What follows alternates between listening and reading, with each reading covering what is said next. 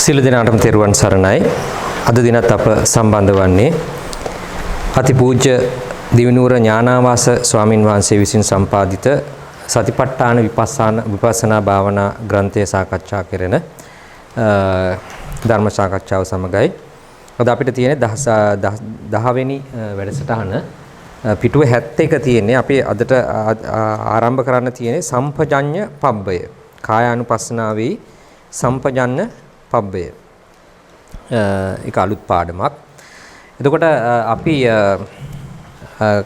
පරණ කොටස් ටික අපි පොඩ්ඩක් මතක් කරගෙනම යමු පාඩමට. ඒතර අපි දන්නවා කායානුපස්සනාව අපි සාකච්ඡා කරමින් ඉන්නේ. අපි පාළිය පොඩ්ඩක් මතක් කරගත්තොත් මුලින්දලා අපි පිටුව 21 වෙනි පිටුවට ගියොත් පාළිය පොඩ්ඩක් මතක් කරගෙන යන්. ඒවං මේ සුතං ඒකං සමයං භගවා කුරුසු විහෙරති කම්මාස ධම්මං නාම කුරුණං නිගමෝ తත්‍රකෝ භගවා බික්ඛු ආමන්තේසි බික්ඛවෝති වදන්තේති තේ බික්ඛු භගවතෝ පච්චස්සෝසුං භගවා ඒතද වෝච. දැන් ඒක තමයි හැඳින්වීම. මේ සතිපට්ඨාන දේශනාවේ හැඳින්වීම තමයි ඒ කියන්නේ. ඊට පස්සේ අනුසස් කියනවා ඒකායනෝ අයං භික්කවේ මග්ගෝ සත්තානං විසුද්ධියා ශෝක පරිද්දවානං සමතික්කමාය දුක්ඛ දෝමනස්සානං අත්තංගමාය ඥායස්ස අධිගමාය නිබ්බානස්ස සච්චිකිරියාය අධිජන් තත්තාරෝ සතිපට්ඨාන. ඒ කියන්නේ කිව්වේ ඒකේ අනුසස් ආනිසංස. ඊට පස්සේ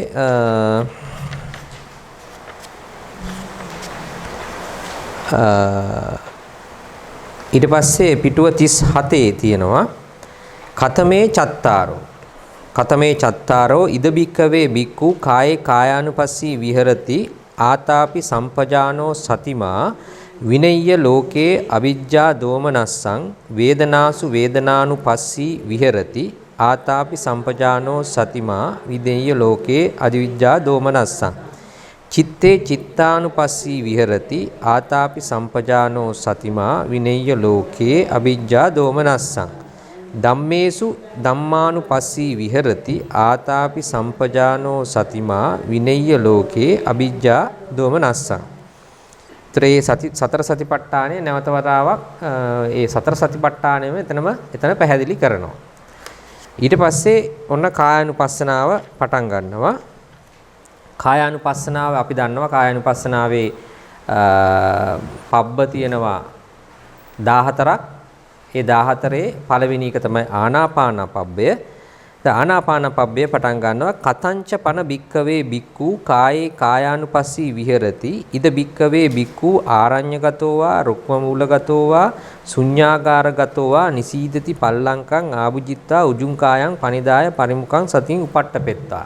ඒතර ඒකෙදි කියනවා මේ සුදුසු ස්ථානයක් භාවනා කිරීම සඳහා සුදුසු ස්ථානය ගැන සඳහන් වෙනවා.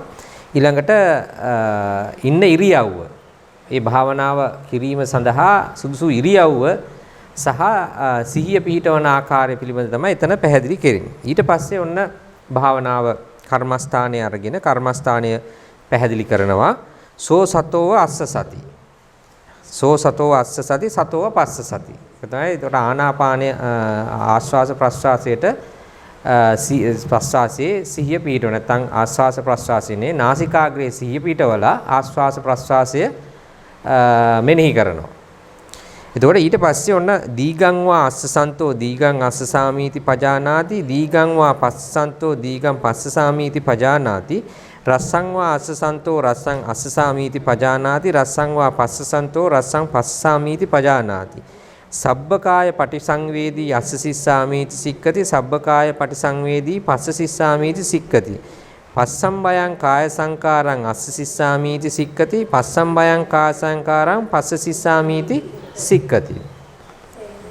ඊට පස්සේ සෙය්‍යතාපි භික්කවේ දක්ඛෝ බමකාරා. ඒ කියන්නේ මේ කියන්නේ උපමාව. දැන් අර කමඨ කර්මස්ථානයේ තමයි ඉස්සෙල්ලා කිව්වේ. කොහොමද අපි සිහිය පිහිටවන්නේ මේ ආස්වාස ප්‍රස්වාසය තුල කියන එක තමයි ඉස්සෙල්ලා කිව්වේ. දැන් ඔන්න ඒකට උපමාවක් දේශනා කරන සතිපට්ඨානේ සේයතාබි භික්කවේ දක්කෝ බමකාරාවා භමකාරං තේසීවා දීගං වා අජ්ජන්තෝ ජීගං අච්ඡාමීති පජානාති රස්සං වා අජ්ජන්තෝ රස්සං අච්ඡාමීති පජානාති ඒවමේව කෝ භික්කවේ භික්ඛු දීගං වා අස්සසන්තෝ දීගං අස්සසාමීති පජානාති කියලා අර ඉස්සෙල්ලා කිව්ව ටික නැවත වතාවක් භාග්‍යවතුන් වහන්සේ දේශනා කරනවා. උට මේ උපමාව තමයි ඒ කිව්වේ. එතකොට ඊට පස්සේ ඔන්න එතනින් එහාට විදර්ශනා වැඩිම. දැන් ඔන්න එතන ඒ දක්වා සමතය තමයි වැඩුණේ. ඒ දක්වා සමතය වැඩුණේ.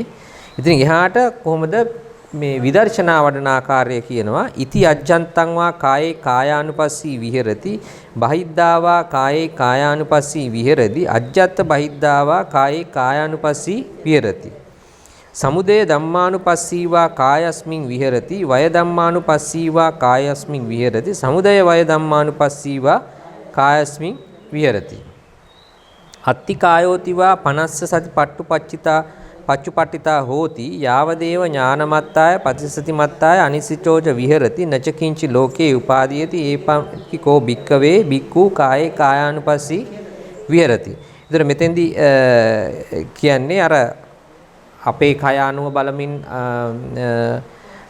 වාසය කරනවා අනිත් අයගේ කය අනුව බලමින් වාසය කරනවා. එතකොට අපේ තමාගේ සහ අනුන්ගේ කය අනුව බලමින් වාසය කරනවා. ඊට පස්සේ සමුදය සහ වය දෙක බලමින් වාසය කිරීම. ඊට පස්සේ මේ ඥානය දියුණු වෙන්නත් ආයිත් නැවත වතාව ඥානය සිහිය දියුණු වෙන්නත් හේතු වෙලා ඊට පස්සේ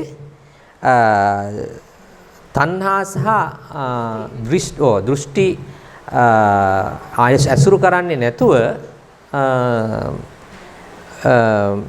වාසය කිරීම තමයි තුන්වෙනි ඡේදයෙන් කියවෙන්නේ. එතකොට මේ තුනම විදර්ශනා වැඩිම තමයි කියන්නේ. එතකොට දැන් අපිට ප්‍රශ්නයක් එනවා. දැන් සමතේදී ඥානය වැඩි වෙන්නේ නැද්ද? දැන් විදර්ශනාවේදී මොකද වෙන්නේ? ඥානය වර්ධනය තමයි ප්‍රඥාව දියුණු වෙනවා. එතකොට සමතේදී ප්‍රඥාව දියුණු වෙන්නේ නැද්ද?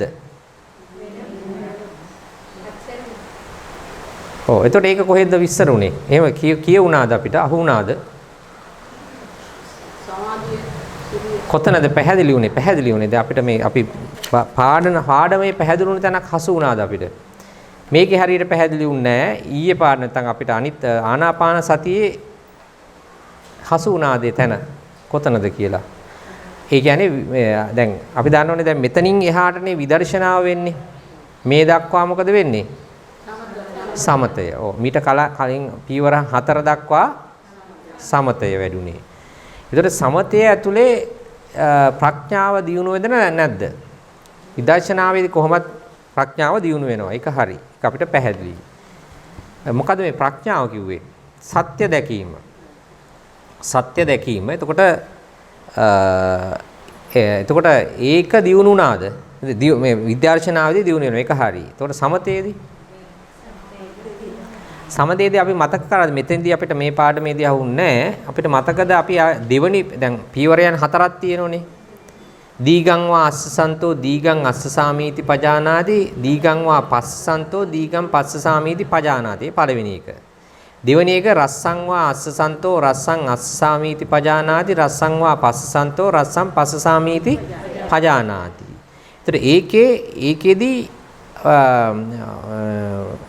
ඒකේදී සමතය විතරයි වැඩුණේ. නැත්නම් සමාධිය විතරයි වැඩුණේ. ඒත් සමතය කියන්නේ සමාධියනේ. එතන හැබැයි ඉතුරු පීවරයන් දෙක ඊළඟ පීවරයන් දෙකෙන් මොකද උනේ? සබ්බකාය පටිසංවේදී අස්ස සිස්සාමීති සික්කති. අන්න එතෙන්දී අපි පාවිච්චි කරේ සික්කති කියලා හික්මෙනවා. අන්න එතනින් එහාට සමතේ ප්‍රඥාව දියුණු වීම තමයි පැහැදිලි කරේ. මේක අපි ඉස්සෙල්ලා සාකච්ඡා කරා අනිත් පාඩමේදී ආනාපාන සතියේදී පැහැදිලි කරා. එතනින් එහාට ප්‍රඥාව දියුණු වෙයි කියලා මතකද සාකච්ඡා කරා. එතනින් එහාට ප්‍රඥාව දියුණු වෙනවා. අපි ඕක 4 ආකාරයක් හෝ 9 ආකාරයක් විදිහට සාකච්ඡා කරානේ කලින් පාඩමේ නේද? ආනාපාන සතියේදී 9 ආකාරයක් හෝ 4 ආකාරයකින් හෝ 9 ආකාරයෙන් කතා කරා. එතෙන්දී අපි කිව්වා අදි ශීල, අදි චිත්ත, අධි ප්‍රඥා කියලා. ඒ පියවරේ තමයි ඒ කිව්වේ. එතකොට ඒ තමයි සමතේ ප්‍රඥාව දිනු වෙන පියවරයන් දෙක. ඉතුරු පියවරයන් දෙකේ පියවරයන් හතරෙන් ඉතුරු පියවරයන් දෙකේදී මොකද වෙන්නේ? සමතේ ප්‍රඥාව දිනු වෙනවා. ප්‍රඥාව වැඩෙනවා. මොකද අපි ඉස්සෙල්ලා මේ සික්කති කියන වචනේ පාවිච්චි වුන්නේ නැහැ.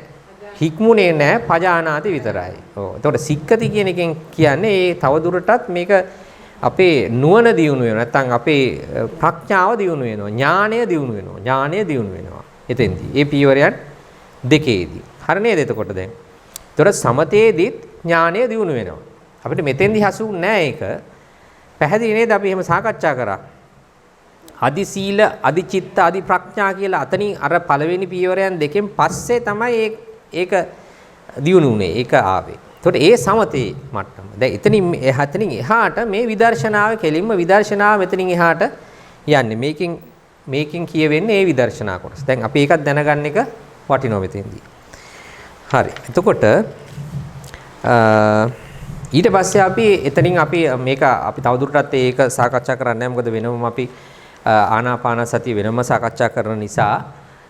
එතකොට ඊළඟට ඔන්න අපි දෙවැනි එකට ආවා ඉරියාපත පබ්බය. අපි ඒකත් ඉක්මනින් මතක් කරගෙන අලුත් පාඩමට යන්. ඉරියාපත පබ්බය දෙවැනි එක. දැන් ඉරියාපත පබ්බය කිව්වේ මොකද්ද? ඉරියව් අනුව අපේ සිහිය පිහිටවීම. පුනච පරම් භික්කවේ භික්ඛු ගච්ඡන්තෝ වා ගච්ඡාමීති පජානාති තිතෝ වා තිතෝම් හීති පජානාති නිසිම්නෝ වා නිසිම්නෝම් හීති පජානාති සයානෝ වා සයානෝම් හීති පජානාති. ඒ කියන්නේ ගච්ඡන්තෝ වා කිව්වේ ඇවිදිනකොට ඇවිදිමින් ඇවිදිනවා කියලා දැනගන්නවා. සිටිමින් සිටිනවා කියලා දැනගන්නවා.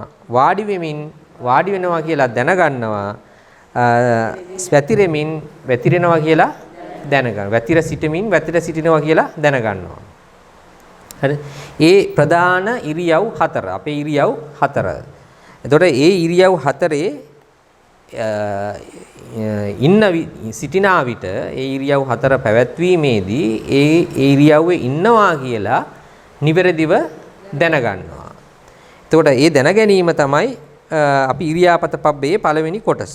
එතකොට එතෙන්දී අපි කිව්වා එතෙන්දී අපි ඇත්තට මේකදී අපි බලාපොරොත්තු වෙන්නේ දැන් මේ ඉරියාපත පබ්බේ ගත්තාම අපි දැන් සාකච්ඡා කරා ආනාපාන පබ්බේ ගත්තාම මේකේ සමත කොටසක් තියෙනවා විදර්ශනා කොටසක් තියෙනවා. පළවෙනි කොටස සමතය ඊට පස්සේ පසුව විදර්ශනා කොටස. ඒකෝට දෙකම තියෙනවා. දෙකටම අයිති වෙන භාවනා ක්‍රමයක් තමයි සමතේ මේ ආනාපානය කියලා කිව්වේ. හැබැයි මෙතෙන්දී ඉරියාපත කියලා කිව්වේ පැහැදිලිවම 100%ක්ම විදර්ශනා භාවනාවක්. විදර්ශනා භාවනාවක්. එතකොට දැන් මේකෙදී අපි අහන ප්‍රශ්න තුනක් තියෙනවා. ඒ ප්‍රශ්න තුන මොකද්ද? කෝ ගච්ඡති කස්ස ගමනං කිං කාරණං ගච්ඡති. මෙන්න මේ තුන අහනවා. අපි මෙනෙහි කරනවා. කියන්නේ ඇවිදිමින් මේ භාවනාව යෙදීමෙන් දැන් ඉරියාපත පබ්බේ ඉරියාපත භාවනාවේ යෙදීමේදී අපි ප්‍රශ්න කරනවා ප්‍රශ්න තුනක්. කෝ ගච්ඡති කස්ස ගමනං කිං කාරණං ගච්ඡති කියන එක. ප්‍රශ්න තුන. මොකද්ද? කෝ ගච්ඡති කිව්වේ මොකද්ද? කවරෙක් යයිද? කෝ ගච්ඡති කිව්වේ කවරෙක් යයිද? කෝ ගච්ඡති කිව්වේ කවරෙක් යයිද? කස්ස ගමනං කිව්වේ ගමන කාගේද? කස්ස ගමනං කිව්වේ කාගේ ගමන කාගේද? කිං කාරණං ගච්ඡති කුමන කරුණකින් යයිද? කුමන කරුණකින් යයිද? මෙන්න මේ ප්‍රශ්න තුනටනේ අපි ඒ ප්‍රශ්න තුනට උත්තර තමයි අපි මේ භාවනාවේදී සොයන්නේ. මේ භාවනාවේදී සොයන්නේ. එතකොට එතෙන්දී තමයි මේ අර සත්ත්ව සංඥාව දුරු වෙන්නේ.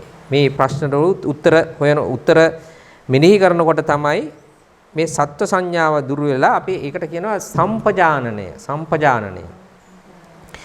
අපි ඇත්තටම සම්පජාන්නේ දැන් අපිට සාකච්ඡා කරන්න තියෙන්නේ සම්පජඤ්ඤ පබ්බය. මොකද්ද මේ සම්පජඤ්ඤ කිව්වේ? සම්පජඤ්ඤ කියලා කිව්වේ මොකද්ද?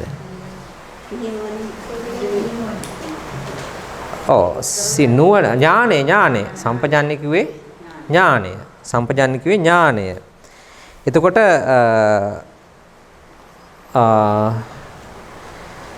අර අලුත් දෙනෙක් ඉන්නෝනේ මම දැන් දැක්කේ. අපි මේ පරණ පාඩම අපි මතක් කරගෙන යන්නේ අපි ඉදිරියට එන විදිහට සාකච්ඡා කරමු. පොඩ්ඩක් මේක මතක් කරගෙන ඉස්සරහට යමු. එතකොට අසම්මෝහ සම්පජඤ්ඤය. දැන් මේ සම්පජඤ්ඤය ගැන අපිට ඉස්සරහා පැහැදිලිව සම්පජඤ්ඤය ගැන ඒ සම්පජඤ්ඤ පබ්බේදී සාකච්ඡා කරන්න තියෙනවා. එතකොට ඇත්තටම මෙතෙන්දිත් මේ නුවණ ඥාණය තමයි මේ අසම්මෝහය කියලා කියන්නේ. මෝහය කිව්වේ මොකද්ද? මෝහය කිව්වේ මුලාවනේ නැත්තම් ක්ලේශයක්. ඒක නැත්තම් මුලාව, නොමුලාව කියන එක මුලා වීම කියන එක තමයි මේ අසම්මෝහය කියලා කිව්වේ. ඒ කියන්නේ නිවැරදි ඥානය. මෝහ නොවු තත්ත්වය නැත්තම් මුලා නොවු තත්ත්වය තමයි මේ අසම්මෝහ සම්පජාය. එතකොට මේක පිහිටවන්න තමයි මේ මුලා නොවීම මතු කරගන්න තමයි මේ භාවනාව කරන්නේ. එතකොට ඒකෙදී අපි මේ ප්‍රශ්න තුනට උත්තර හොයන එක තමයි මෙතෙන්දි කරන්නේ. එතකොට ඒකෙදි තමයි අපි මූලිකව දැන් ඒක මේ ඒතර අර පීවරයන් හතරෙදි ගමන සිටීම සහ සිටීම හිඳ ගැනීම සහ පොවීම යන ඉරියව් හතරෙදි අපි මේ අර සම්පජඤ්ඤය මතු කර ගන්නවා. එතකොට ඒකෙදී මේ සම්පජඤ්ඤය කියන කාරණේ අපි මෙතෙන්දී සාකච්ඡා කරන්න යන්නේ. මොකද ඉදිරි පාඩමේදී අපිට ඒක සාකච්ඡා කරන්න ගැඹුරුව සාකච්ඡා කරන්න තියෙනවා. සම්පජඤ්ඤය කිව්වේ ඥානය. එතකොට ඒක උපමාවකට ගන්නවා. දැන් අර රතයකට උපමා කරා මේකේ අපි කතා කරා රතයකට උපමා කරා. ඒ රතයක් ගත්තාම රතය අපි හිතමු ගොනුන් 4 දෙනෙක්ගෙන් ඇදගෙන යන රතයක් නම් ඒක නවත්තලා තියෙනකොට රතේ නවත්තලා තියෙනකොට ඒ ගොනුන් 4 දෙනා යොදවා ගන්නවා. මෙතන වායු ධාතු 4ක් කියවනේ මේ අපි කිව්වා. දැන් ශාරීරියේ වැඩ කරන ගමන කියලා ගනිමුකෝ. දැන් ගමන ඒකත් අපිට පොඩ්ඩක් මතක් කරගන්න බැරි වුණා. පළවෙනි පීවරයන් 4නේ. අපි කිව්වා ගමන ගැන ඒක පොඩ්ඩක් ඉස්සෙල්ලා මතක් කරගෙන යන්. එතකොට අපි සක්මන් භාවනාවේදී අපි පීවරයන් 6ක් අනුව භාවනා කරනවා. ඒකත් පොඩ්ඩක් මතක් කරගෙන යන්. මොකද්ද? උද්ධරණ, අතිහරණ, වීතිහරණ, වොස්සජ්ජන, සන්නිවේ 54 පිටුව. 54 පිටුව බලන්න දෙවෙනි ඡේදය. ඒක මතක් කරගෙන ඒක වැදගත් කාරණය. කමතකුණ අපිට. එතකොට සක්මන් භාවනාවේදී අපි පීවරයන් 6ක් අනුව මේක සමහර තායිලන්තයේ සමහරලාට පීවරයන් 8ක් විදිහට තියෙනවා කියලාත් භාවනා කරනවා කියලා අපි සාකච්ඡා කළා කලින්. නමුත් අපි මේකේ තියෙන විදිහට පීවරයන් 6ක්. ඒතර පීවරයන් 6 තමයි උද්ධරණ. උද්ධරණ තමයි යනු බිම තැබූ පාදයේ එසවීම. එතකොට මේ සක්මන් භාවනාවේදී නැත්තම් ගමනේදී මේ ඉරියව් හතරේ ගමනේදී බිම තැබූ පාදයේ එසවීමට තමයි අපි උද්ධරණ කියලා කිව්වේ. ඊට පස්සේ අතිහරණ කියලා කිව්වේ එසවූ পায় තිබුණු තැන ඉක්මවා ඉදිරියට එන. ඒ කියන්නේ පස්සේ ඉඳලා කකුල අපේ කකුල මට්ටම ඇඟේ ශාරීරියේ මට්ටම දක්වා ගෙන ඒමට තමයි කිව්වේ අතිහරණ කියලා. අතිහරණ අපේ ශරීරයේ ඉඳලා ඉස්සරහට යවීම අපි කිව්වා වීතිහරණ කියලා. වීතිහරණ කියලා කිව්වා. ඊට පස්සේ වොස්සජ්ජන කියලා කිව්වේ ඉස්සරහට ගෙනහිල්ලා බිමට පහත් කරනවා. බිමට පහත් කරනවා. ඒකට කිව්වා වොස්සජ්ජන කියලා. ඊට පස්සේ ඒ බිමට තිබු ඉස්සරහට මේ පහත් කරන එක පොළොවට තියෙන එක කිව්වා සන්නික්කේපන කියලා. සන්නික්කේපන කිව්වා තියලා තද කරන එකට කිව්වා. නැත්නම් ඇඟේ බර එතෙන්ට ගේන එකට කිව්වා සන්නිරුම්හන කියලා. සන්නිරුම්හන කියලා කිව්වා. සන්නිරුම්බන කියලා කිව්වා. එතකොට ඔන්න පීවරයන් 6. එතකොට අපි දැන් ඉස්සරහට අපි භාවනා කිරීමේදී ඔන්න ඔය පීවරයන් 6 නැවත මේක මතක තියාගන්න ඕන. මේ පීවරයන් 6 මේ පීවරයන් 6 මතකින් අපි දැන් අපි ප්‍රායෝගික එකේදී ඉස්සරහට භාවනා කරනකොට අපි මේ ගැන දැනට හොඳ දැනුමක් ඇති කරගන්න ඕන. මේක මෙනෙහි කරමින් තමයි අපි දැන් භාවනා කරනකොට කරන්න ඕන. ඉතින් ඒක නිසා මම මේක වැදගත් කොටස. එතකොට එහෙම කරලා අපි මේ මෙතෙන්දී අසම්මෝහ සම්පජඤ්ඤය උපදවා ගැනීම තමයි මේ භාවනාවේදී අපි මේ කරන්නේ. එතකොට මේකේ ප්‍රතිඵලය තමයි අසම්මෝහ සම්පජඤ්ඤය. එතකොට අපසම්මෝහ සම්පජඤ්ඤය කියන එක තොරතුරු ඉස්සරහා අපි සාකච්ඡා කරන නිසා අපි මෙතෙන්දී සාකච්ඡා කරන්නේ නැහැ. ඊළඟට අපි කිව්වා අර ලක්ෂණ අපි කිව්වා දැන් කය සොලවනකොට සිදු වෙන්නේ ඇත්තටම සිත ඉපදෙ. දැන් ඇත්තටම ගමන් කිරීම සඳහා කැමැති වෙන ඕන වෙන සිතක් උපදිනවා. ඒ සිතෙන් මොකද වෙන්නේ? චිත්ත කිරිය වායෝ ධාතුව උපද්දනවා. චිත්ත කිරිය වායෝ ධාතුව උපද්දනවා. ඒ උපද්දලා ඇඟේ පතුරවනවා. පතුරවලා ඒ වගේම ඒ සිතෙන් උපද්දනවා කාය විඤ්ඤාති රූපය. කාය විඤ්ඤාති රූපය උපද්දනවා. කාය විඤ්ඤාති රූපය උපද්දලා ඒක අනුව අර චිත්ත කිරිය වායෝ ධාතුවේ ක්‍රියාකාරීත්වයෙන් ශරීරය සොලවනවා. එතකොට දැන් ඒකෙදී මේ එසවීමේ ක්‍රියාව වායෝ ධාතුවේ විත්තම්බන ලක්ෂණය කියලා කියනවා. දැන් අපි කියවනේ ලක්ෂණ රස පච්චුපාට්ඨාන පදට්ඨාන කියලා අපි පරමාර්ථ ධර්මවල ගුණයන් හතරක් විදියට කතා කරනවා කියලා අපි සාකච්ඡා කරා. ගුණයන් හතරක් විදියට කතා කරනවා කියලා කිව්වා. දැන් ඒකෙදී මේ චිත්ත කිරිය වායෝ ධාතුවේ ලක්ෂණයේ විදියට අපි විත්තම්බන කියලා කියනවා. මේ කියන්නේ ක්‍රියාවේ එසවීමේ ගුණය තමයි අර චිත්ත කිරිය වායෝ ධාතුව. නැත්නම් වායෝ ධාතුවේ එසවීමේ ගුණය අපි විත්තම්බනයේ ලක්ෂණය කියලා කියනවා. විත්තම්බන. මේ පොතේ තියෙන 56 වෙනි පිටුවේ.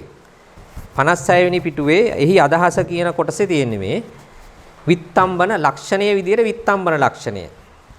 මේක පොඩක් ඔළුවේ තියෙනවනේ මේ නැවත මතක් කරන්නේ ඉස්සරහට අපිට මේ වැදගත්. එතකොට ඊළඟට ඒකේ තියෙන සෙලවීමේ එසවීමේ ක්‍රියාව තමයි විත්තම්බන කියලා කිව්වේ. විත්තම්බන ලක්ෂණය. ඒකේ තියෙන සෙලවීමේ ක්‍රියාව වායෝ ධාතුවේ තියෙන සමුදිරණ නැවති කෘත්‍ය රසය ඒක. කෘත්‍ය රසය. සමුදිරණ. ඒකට කියනවා සෙලවීමේ ක්‍රියාව. වායෝ ධාතුවේ තියෙන සෙලවීමේ ක්‍රියාවට අපි කියනවා සමුදීරණ කියලා. සමුදීරණ. මේක හරියටම වැටහෙන එකක් නෑ දැනට. හැබැයි මතක තියාගෙන යමු ඉස්සර මෙහෙම එකක් තිබුණා කියලා. තව අපිට මේ දැනුම වැඩි වෙන්න තමයි තවදුරටත් ඒක වැටහෙන්නේ. ඊළඟට ඉදිරියට තල්ලු කරන ඉදිරියට පමුණුවන ආකාරය වායෝ ධාතුවේ අබිනීබාර. ඒක තමයි පච්චුපට්ඨාන. එතකොට මේ කියන්නේ ලක්ෂණ රස පච්චුපට්ඨාන කියන ගුණයන් තුන ගැනයි මේ කියන්නේ. එතකොට මේ වායෝ ධාතුවේ තියෙන එසවීමේ ක්‍රියාවට අපි කිව්වා විත්තම්බන කියලා. ඒකේ තියෙන සෙලවීමේ ක්‍රියාවට අපි කිව්වා වායෝ ධාතුවේ තියෙන සෙලවීමේ ක්‍රියාවට අපි කිව්වා සමුදීරණ කියලා. ඒකේ රසය ඊළඟට ඒකේ තියෙන ඉදිරියට පමුණුවන ආකාරය. ඒක තමයි වැටහෙන ආකාරනේ පච්චුපට්ඨානය කියලා. පච්චුපට්ඨානය අපි කිව්වා අබිනීබාර කියලා. අබිනීහාර විත්තම්බන සමුදිරණ අබිනීහාර. එතකොට ඒ තුන වැදගත්. අපිට අර ලක්ෂණ රස පච්චුපට්ඨාන කියන අර ගුණයන් තුන නැත්නම් අපි පරමාර්ථ ධර්මවල ගුණයන් තුනක් විදිහට ඔක සාකච්ඡා කරා. හතරක් විදිහට. ලක්ෂණ රස පච්චුපට්ඨාන පදට්ඨාන කියලා. හරිද? ඒක අපි කලින් සාකච්ඡා කරා. අපි තවදුරටත් අපි ඒ ටික වැදගත් නිසා අපි පොඩ්ඩක් මතක් කරගෙන යනවා. ඊට පස්සේ අපි කිව්වා රතයකට සහ රුවල් නැවකට සහ දුනුදියට අනුව අපි මේ ශාරීරිය ගමන් කිරීම ගැන අපි උපමා සාකච්ඡා කරා. ඒතර මේ කියන්නේ 58 වෙනි පිටුව රතය. කරත්තේ ගමන් කරයි. රතය නැවතී සිටීයයි කී නමුත් ගමන් කරන්නා වූ හෝ නැවතී සිටින්නා වූ හෝ යම්කිසි රතයක් නැත. එසේ වුවත් ගොනුන් 4 දෙනෙකු යොදා මෙහින් ගොනුන් 4 දෙනෙකු උපමා වශයෙන් දැක්වූයේ ඉරියව් 4 පිළිබඳ වායෝ ධාතු 4 සඳහාය. දක්ෂ වූ රියදුරා විසින් රථය පදවන කලි රථය ගමන් කරයි රථය නැවතී සිටීයයි ව්‍යවහාර මාත්‍රයක්ම පවතී. එසේම යනු කැමැති සිටුණු කැමැති ඉඳගනු කැමැති හොයනු කැමැති සිතින් හටගත් වායෝ ධාතු සතර ගොනුන් හතර දෙනා මෙනි. යනු කැමැති සිටුණු කැමැති ඉඳිනු කැමැති හොයනු කැමැති සිත රියදුරා මෙනි. එතකොට ඔය උපමා කියන්නේ දැන් රථය. රථය ගත්තාම රථයේ දැන් ගොනුන් හතර දෙනෙක් බැඳපු රථයක් තියෙනවා. ඒ රථයේ රියදුරා වගේ තමයි අපේ සිත. සිත රියදුරා වගේ. ඊට පස්සේ ගොනුන් හතර දෙනා වගේ තමයි අර හිඳින දැන් මේක හරියටම මේ උපමාව ගැලපෙන්නේ නැහැ. පොඩ්ඩක් හරියටම ගලපලා බැලුවොත් මේක ටිකක් නියම විදිහටම ගැලපෙන්නේ නැහැ. නමුත් යම් කොටසක් අපිට තේරුම් ගන්න පුළුවන්. අර වායෝ ධාතුව වගේ තමයි කියන්නේ ඇවිදිනු කැමැති ඇවිදීම සඳහා උපදින වායෝ ධාතුව, සිටීම සඳහා උපදින වායෝ ධාතුව, ඊට පස්සේ හිඳීම සඳහා උපදින වායෝ ධාතුව, ඊට පස්සේ හොවීම සඳහා ඇති වෙන වායෝ ධාතුව වගේ තමයි මේ ගුණුන් හතර දෙනා කියන එක තමයි මේ උපමාවට ගන්නෙ. එතකොට අර මෙතන මේ උත්සාහ කර මේ මොකටද මෙහෙම හිතන්නේ? මෙහෙම හිතන්නේ මේ සත්වයේ පුද්ගලයෙක් නෑ කියන සංඥාව කියන්නේ. අපිට දැන් සත්වයා කියලා පුද්ගලයා කියලා ගන්න පුළුවන්ද? මේ සිතට ගන්න පුළුවන්ද? සිත චිත්තක්ෂණයකදී නැති වෙලා යනවා. ඊට පස්සේ ඒකෙන් උපදින වායෝ ධාතුව ගන්න පුළුවන්ද? වායෝ ධාතුව කොච්චර වෙලා තියෙනවද? චිත්තක්ෂණ 17ක් තියෙනවා. අද සිතින් උපදිලා සිත නැති වෙලා යනවා. එතනින් උපදීපු වායෝ ධාතුව චිත්තක්ෂණ 17ක් පවතිනවා. චිත්තක්ෂණ 17ක් පැවතිලා නිරුද්ධ වෙනවා. ඒතර අපිට මේ සත්‍යයා පුද්ගලයා කියන්න පුළුවන්ද මේ වායෝ ධාතුවට? බෑ. වායෝ ධාතුව කියන්නේ බෑ. සිත තමයි ඉපැද්දුවේ. සිත ඉපැද්දුවා කියලා සිත චිත්තක්ෂණකින් නැති වෙලා ගියා. ඊට පස්සේ තව චිත්තක්ෂණ 16ක් දක්වා නේ තව 16ක් දක්වා මේ වායෝ ධාතුව යනවා. ඒතර වායෝ ධාතුවට කියන්න පුළුවන්ද මේ සත්‍ය පුද්ගලයා කියලා? නෑ. ඒක නිසා තමයි මේ උපමාවෙන් කියන්නේ රුවල් නැවත් ගමන් කරනවා. රුවල් නැව අර හුළඟේ වේගයෙන් හුළඟේ ශක්තියෙන් තමයි ගමන් කරන්නේ. එතකොට හුළඟට පුද්ගලයා කියන්නේ දැන් හුළඟ වගේ එක තමයි මේ සිත. එතකොට ඒකෙන් අර වායෝ ධාතුව වගේ එක තමයි නැව. අරකේ උපදිලා ඒක යනවා. ඊට පස්සේ නැව යනවා. මෙන්න ඒ උපමා දෙක මේක කියනවා. එතකොට මේක මේ කියන්නේ අපේ අවසානයේ මේක තවදුරටත් විස්තර කරලා තියෙනවා.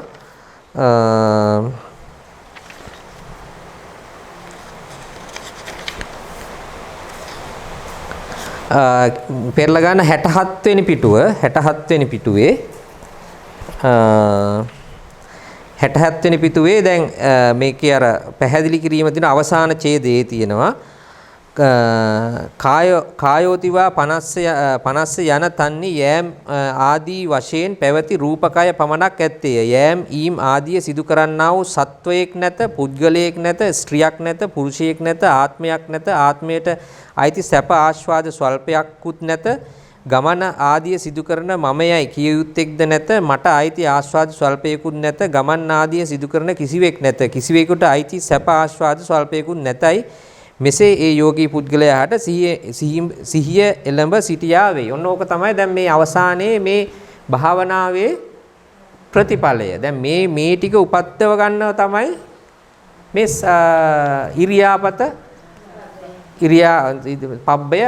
පබ්බය භාවනාව. ඒ භාවනාව සිදු කරන්නේ මෙන්න මේ ටික උපද්දව ගන්න. මේ ටික තමයි ඒකේ ප්‍රතිඵලය, ඵලය. එතකොට ඒකෙදී අපි පාලියත් පොඩ්ඩක් මතක් කරගෙන යන්.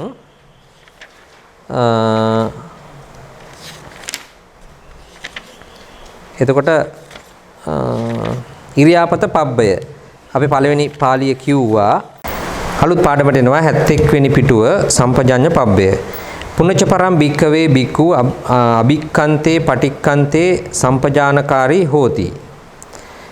එතකොට ඒකෙදි අදහස තමයි මහණෙනි නැවතද අන්‍ය මනස්කාර ක්‍රමයක් කියනු ලැබේ. යෝගී තෙමේ ඉදිරියට යෑමේදීද ආපසු ඊමේදීද සම්පජානකාරී නුවණින් දැනගන්නේ නොහොත් නුවණ ඇති කරන්නේ නොහොත් දැනගනිමින් හෝ දැන කරන්නේ වෙයි. එතකොට මේකෙදි කියන්නේ ඉදිරියට යෑමේදී ආපසු ඒමේදී සම්පජානකාරීව ඒ ක්‍රියාවන් සිදු කරනවා කියන එක තමයි මේකෙදි කියන්නේ. එතකොට ඒකත් අර ඉස්සෙල් එකටම එක වගේමයි නේද? ඔව් දැන් මේක මෙතෙන්දි කරන්නේ අර මේ සම්පජඤ්ඤ පබ්බයම කියලා මේක නම් කරලා තියෙන්නේ මෙතෙන්දි අර ඥාණය අර කය අනුව ඉස්සෙල්ලා ඉරියව් ගැන මෙනෙහි කරා. නමුත් මෙතෙන්දි වෙන්නේ ඥාණය පිළිබඳවම වෙනම භාග්‍යතුන් වහන්සේ වෙනම පබ්බයක් දේශනා කරලා තියෙනවා. එතකොට ඒකේ පැහැදිලි කරන්නේ ඇත්තට මේ සම්පජඤ්ඤය ගැන මූලිකව. ඒක සම්පූර්ණයෙන් මේ පබ්බයම සම්පජඤ්ඤය ගැන තමයි අද කරන්නේ. අපි පාඩම ඉස්සරහට යනවා. එහි විස්තරය අටුවාවෙහි වනාහි සම්පජාන පදය සම්පජඤ්ඤ පදයමින් මේ ඥාණය ප්‍රකාශ කරන පදයක් යයිගෙන සම්පජඤ්ඤේන සබ්බ කිච්චකාරී සම්පජඤ්ඤ මේවවාකාරීය යයි දක්වන ලදී. ඒ අර්ථ වර්ණනාව අනුව ඥාණයෙන් කරන්නේ යයි. එතකොට ඥාණයෙන් කරන්නේ යයි ද ඥාණය ඇති කරන්නේ යයිද යන දෙආකාරයෙන් අර්ථ ප්‍රකාශ කරන ලදී. එතකොට වෙනමම දැන් අපි ඉරියාපත පබ්බේදීත් ඇත්තටම අවසානයේ මේ අසම්මෝහ සම්පජඤ්ඤය කියන එක තමයි උපදවා ගත්තේ. නමුත් ඒක තවදුරටත් දියුණු කිරීමක් තමයි මේ කියන්නේ වෙන විශේෂයෙන් සම්පජඤ්ඤ පබ්බයක් භාග්‍යවතුන්සේ දේශනා කිරීමෙන්. එතකොට එහි ප්‍රථම අර්ථයාගේ වශයෙන් ඉදිරියට යෑම් ආදී හැම කෘත්‍යයක්ම කරනු කැමැති කල්ලි ඥාණයෙන්ම කළ යුතුය. ඥාණයෙන් තොරව නොකළ යුතුය යනු එහි තේරුමයි.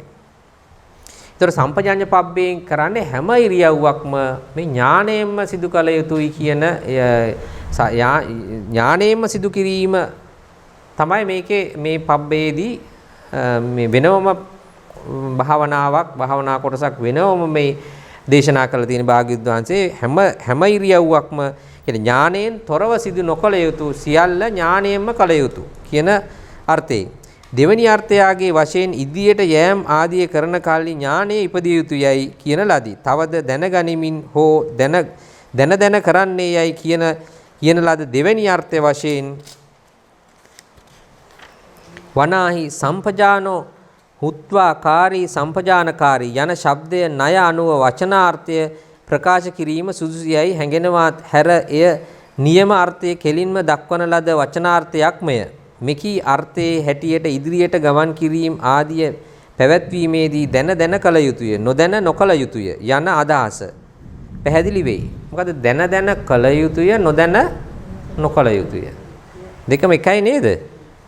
එකවද?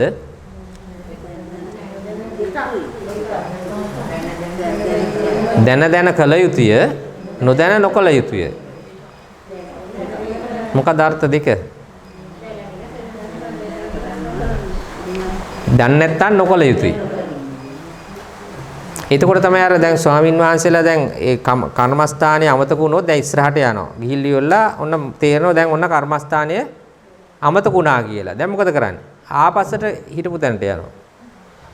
ආපස්සට ගිහිල්ලා හිටපු තැනින් ආයෙත් යනවා. ආයෙත් ආපස්සට කියලා මෙනෙහි කරනවා දැන් කොතෙන්දිද කර්මස්ථානය මම වැරදුනේ කියලා. වැරදුන තැන කියලා ආපස්සට ඇවිල්ලා එතන ඉඳන් ආයෙත් කර්මස්ථානය අරගෙන යනවා.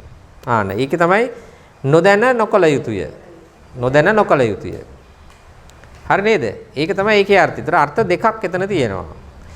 දැන කළ යුතුය නොදැන නොකළ යුතුය. ඒතර මේ දෙකේ අර්ථ දෙකක් තියෙනවා. යන අදහස පැහැදිලි වේ. දැනගනිමින් හෝ දැන කරන්නේ යන මේ තුන්වෙනි අර්ථය සම්පජාන කතං දැනගනිමින් කරන ලද සම්පජාන මුසාවාද දැන බොරු කීම ආදී තන්නි එන සම්පජාන ශබ්දය සමග සමානව පවත්නා බව සැලකිය යුතුය. ඒතර ඒක තමයි මූලිකව එතනින් පැහැදිලි කරන්නේ. එතකොට ඔන්න සම්පජාන පදාර්ථය පැහැදිලි කරනවා. ඒකේ පාලියක් තියෙනවා අපි ඒ ටිකට යන්නේ නැහැ. පාලියක් තියෙනවා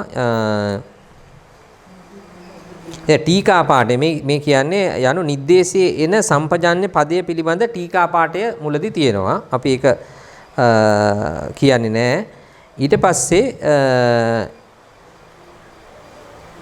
ඒ වගේ ටීකා පාඨ දෙකක් තියෙනවා. ඊට පස්සේ අපි මේකේ ටීකා පාඨය මේ යටම මේ ඡේදයට යනවා. මෙකී ටීකා පාඨයන්ට අනුව සම්පජාඤ්ඤ යන දෙපදයේහි අර්ථ 6ක් දැක්විය හැකිය. මොන අර්ථ 6ක් තියෙන මේකට. මනාකොට දැන් සම්පජාඤ්ඤ කියලා කිව්වේ මොකද්ද? මනාකොට ප්‍රකාරයෙන් දැන ගැනීම එකක්. අනිත්කට මනාකොට විශේෂයෙන් දැන ගැනීම. සම්පූර්ණ කොට ප්‍රභේද වශයෙන් දැන ගැනීම. සම්පූර්ණ කොට විශේෂයෙන් දැන ගැනීම. තමා විසින්ම ප්‍රකාරයෙන් දැන ගැනීමය. තමා විසින්ම විශේෂයෙන් දැන ගැනීම යනු අර්ථ 6. දැන් මේක එකම වගේ වුණාට මේවයි සියුම් වෙනස්කම් 6ක් තියෙනවා. වෙනස්කම් 6ක් තියෙනවා. ඒතර මනාකොට ප්‍රකාරයෙන් දැන ගැනීමේ, මනාකොට විශේෂයෙන් දැන ගැනීමේ, සම්පූර්ණ කොට ප්‍රභේද වශයෙන් දැන ගැනීමේ, සම්පූර්ණ කොට විශේෂයෙන් දැන ගැනීමේ, තමා විසින්ම ප්‍රකාරයෙන් දැන ගැනීමේ, තමා විසින්ම විශේෂයෙන් දැන ගැනීමේ කියන තේරුම් 6ක් තියෙනවා සම්පජාඤ්ඤ කියන එකේ. එහෙත් මනාකොට දැන ගැනීම යන මේ අර්ථය දැන ගැනීමෙන් දත යුතු දෑ ඇතිතාක් සම්පූර්ණ කොට දැන ගැනීම හා තමා විසින් දැන ගැනීමද දැක්විය හැකිය. ප්‍රකාර ප්‍රභේදයෙන් දැනගන්නා අර්ථයේද ස්වභාව ලක්ෂණය, සංකත ලක්ෂණය, සාමාන්‍ය ලක්ෂණය යන මෙකී ප්‍රභේද වශයෙන් දැන ගැනීමම සිදුවන බැවින් එය ප්‍රකෘති දැන ගැනීමට වඩා විශේෂ දැන ගැනීමක් වේ. එතකොට දැන් සාමාන්‍යයෙන් දැන ගැනීම තියෙනවට වඩා දැන ගැනීමට වඩා ප්‍රකාර නැත්නම් ප්‍රභේද වශයෙන් දැන ගන්න ඕන. දන්නා අර්ථයේද ස්වභාව ලක්ෂණ දැන් ප්‍රකාර නැත්නම් ප්‍රභේද යෙන් දැන ගන්නා අර්ථයේද ස්වභාව ලක්ෂණ, සංකත ලක්ෂණ, සාමාන්‍ය ලක්ෂණ ආකාරයේ තුන් ආකාරයකට දැන ගන්න ඕන. යන මෙකී ප්‍රභේද වශයෙන් දැන ගැනීමම සිදුවන බැවින් එය ප්‍රකෘති දැන ගැනීමට වඩා විශේෂ දැන ගැනීමක් වේ. එතකොට එහෙම දැනගන්නවා කියලා කියන්නේ ඒක විශේෂයෙන් දැන ගැනීමක් වෙනවා.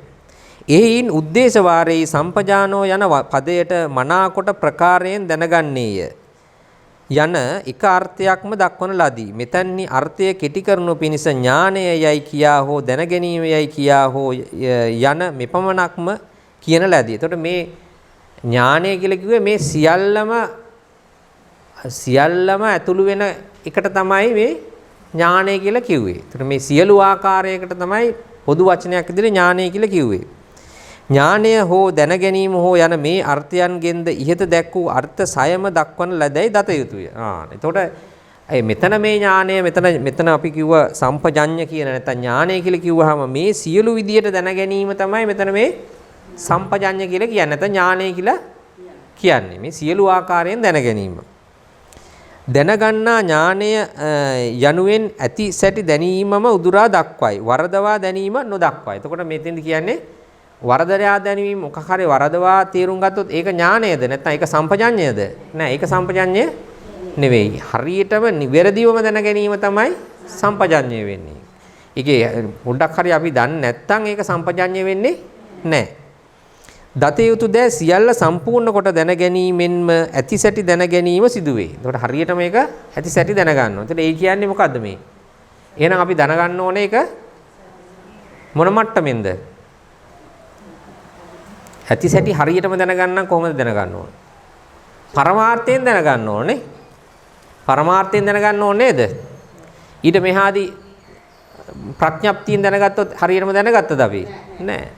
පරමාර්ථයෙන් දැනගන්න ඕනේ ඒක. පරමාර්ථයෙන් දැනගත්තොත් තමයි හරියටම දැනගන්න වෙන්නේ. ඊට මෙහා ප්‍රඥප්තියක් දැන් අපි මේ මේසේ විදිහට අඳුරගත්තොත් හරියටම දැනගත්තද? නැහැ. හරියටම දැනගත්තේ නැහැ. මේක මේසයක් කියලා දන්නවා කියන්නේ ඒක හරියටම දැනගත්තේ නැහැ අපි. ඒකට ඒක හැදුනේ කොහොමද කියලා දැනගන්න වෙනවා. නේද? ඒක තමයි මේ කියන්නේ. දතයුතු දෑ සියල්ල සම්පූර්ණ කොට දැන ගැනීමෙන්ම ඇතිසැටි දැන ගැනීම සිදුවේ. එක කොටසක් දැනගත් පමණින්ම ඇතිසැටි දැන ගැනීම සිදු නොවේ. තමාටම මුණ ගැසී ඇසින් දක්නා ලද්දක් මෙන් තමාගේ නුවණින් දැන ගැනීම ඥාණයෙන්ම දැන ගැනීම යයි කිය යුතුය. දැන් ඇහැට දැකලා දකින්න එක සාමාන්‍ය දැන ගැනීම. ඒකට ඒක නුවණින් හරියට විමසලා බලලා මේ පරමාර්ථයත් එක්ක තේරුම් ගැනීම තමයි ඥාණයෙන් දැනගන්නවා කියලා කියන්නේ. ඒකට ඥාණයෙන් දැනගන්න එකයි ඇහින් දැනගන්න එකයි දෙකක්. හරිද?